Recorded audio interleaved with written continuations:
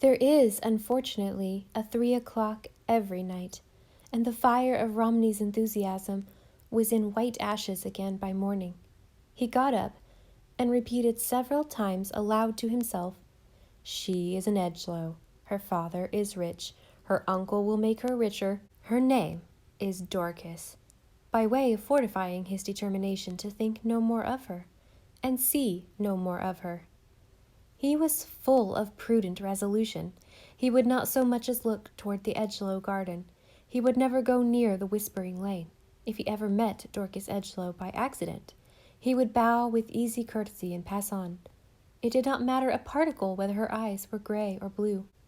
Then it occurred to him that it was odd that it should require such a tremendous amount of resolution to avoid a girl whom he had not even seen 48 hours ago. It would not be 48 hours until 4 o'clock that afternoon. Romney whistled uproariously all the time he was dressing. One window of his room looked out on the Edgelow garden, but he never glanced that way. He talked to Aunt Elizabeth all through breakfast of his work and his ambitions and his idea for his new serial, but he did not tell her he meant to use Dorcas Edgelow for a heroine. He did not mention Edgelows at all. The curious thing is that he thought himself quite heroic because he did not. After breakfast he rushed off to the shore for a surf dip, never glancing at the Edgelow garden at all. Not that he would have seen anything if he did look. Dorcas Edgelow, being no doubt a lazy, luxurious, pampered little thing, was still asleep in bed. Halfway to the shore, Romney suddenly remembered that he had left the rose she had tossed him in a glass of water in his room. What if Aunt Elizabeth flung it out? She would be sure to, never dreaming that a faded flower was of any value. He turned and rushed madly home again, getting there just in the nick of time. He met Aunt Elizabeth carrying the rose downstairs. "Oh, Auntie, give me that. It's very much mine." "It's faded," said Aunt Elizabeth in astonishment. "I kissed it to death," said Romney. "It is not," said Aunt Elizabeth coldly, "the sort of flower you should have in your possession at all." So she knew it for one of the Edgelow roses. "It's a rose of Eden," said Romney. "Do you know the legend of the Rose of Eden, Aunt Elizabeth?" No, Aunt Elizabeth did not know it. She knew only that she wanted to get downstairs and that Romney was blocking up the way. "Don't you know your Kipling, Aunt Elizabeth?" "What is a Kipling?" asked Aunt Elizabeth patiently. "Why, Kipling is a poet." Romney was very flat. "Was he any relation to Longfellow?"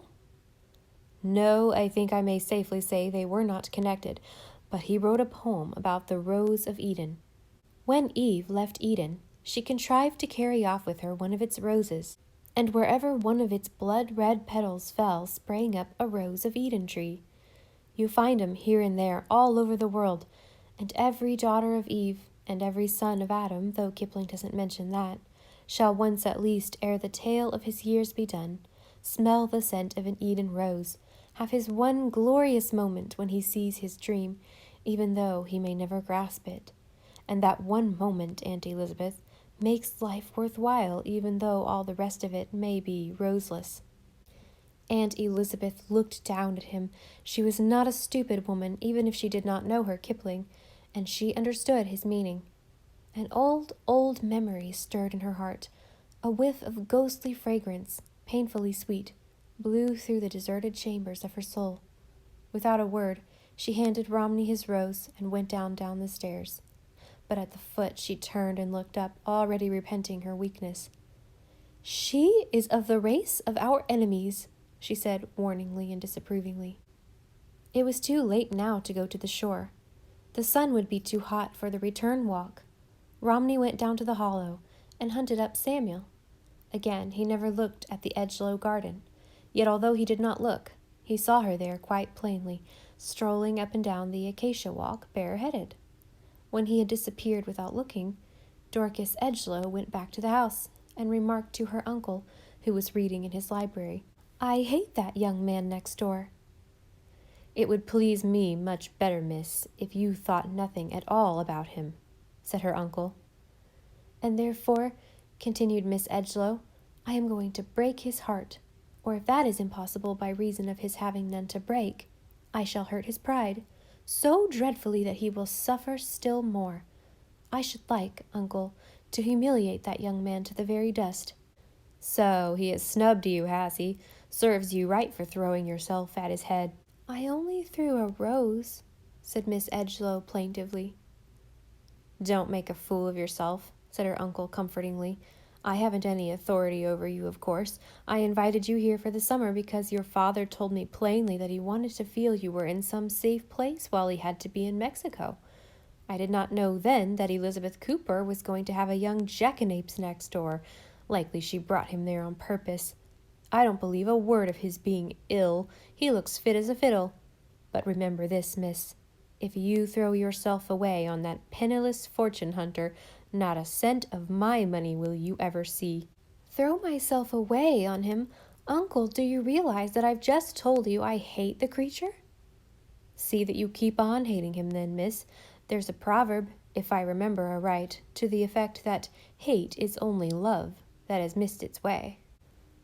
Old James looked very fierce and relentless.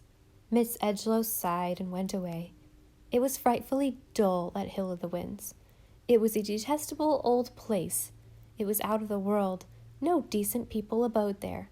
She would rather be in Mexico. Oh, why had she been so silly as to throw him that rose? Why did night and faint starlight and scented winds make people do such absurd things? She had been warned, hadn't she? Samuel had warned her.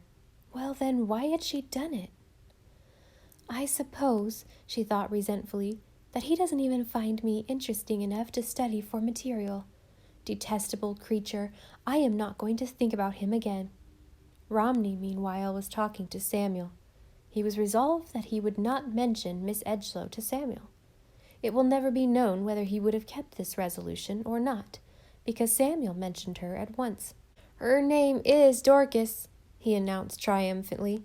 "She told me so herself." "Dorcas it is," said Romney airily. "Not that it matters. Dorcas or Titania or Melisande, all is one. Her last name is Edgelow. Her father had to go to Mexico for the summer. He's a civil engineer, so she came to stay with her uncle, and she's 23 years old," said Samuel. "Did she tell you her age, too?" "Nope, I found that out down at Clifton last night. Pink Raymer told me. Pink is old Mary Edgelow's chore boy. He heard her telling old Mrs. Franklin all about her. She's an awful flirt, old Mary says, and her father sent her to Hill of the Winds 'cause he had to go to Mexico and dasn't trust her home alone. She can't help making eyes at any man who happens to be round, old Mary says. She's even been engaged a lot of times, old Mary says, but always broke it off. She means to marry rich when she does marry, old Mary says.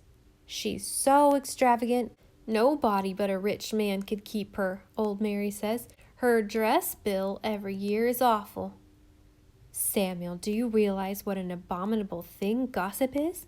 demanded Romney sternly. "I'm sorry to find you so addicted to it." "You told me to find out all I could about her," protested the aggrieved Samuel. "Did you then find out whether her eyes are blue or gray?" Samuel stared a second. "No," scornfully. "You see, the only important thing, the only thing I really wanted to know about her, you have failed to find out, and yet you were sitting beside her on a log in the Whispering Lane for some time last night. Unobservant Samuel. But never mind, her name is Dorcas, and there is no reasonable doubt in my mind that her eyes are fishy blue. Let's go a-fishing." "Let's," said Samuel, brightening up. "Say, I've called my pig after old Jim Edgelow." So, Dorcas Edgelow was a heartless coquette who broke hearts and ruined lives for her amusement, a cold-blooded schemer who meant to ensnare a rich husband. Romney did not know that Samuel had made up all these accusations out of whole cloth, that he had never been at or near Clifton the preceding evening, that Pink Raymer was only the name of the hero in a lurid dime novel Samuel was secretly devouring. Nobody could have suspected such a thing of Samuel, the frank-eyed, open-faced, red-lipped child. He seemed too frank and honest. Doubtless old Miss Mary Edgelow exaggerated somewhat, thought Romney. ancient maiden ladies of 70-odd seldom erred on the side of charity in their judgment of their young relatives. But the fact remained, Dorcas Edgelow was a calculating coquette. Dorcas Edgelow was mercenary. Dorcas Edgelow must be avoided. Therefore, Romney went fishing.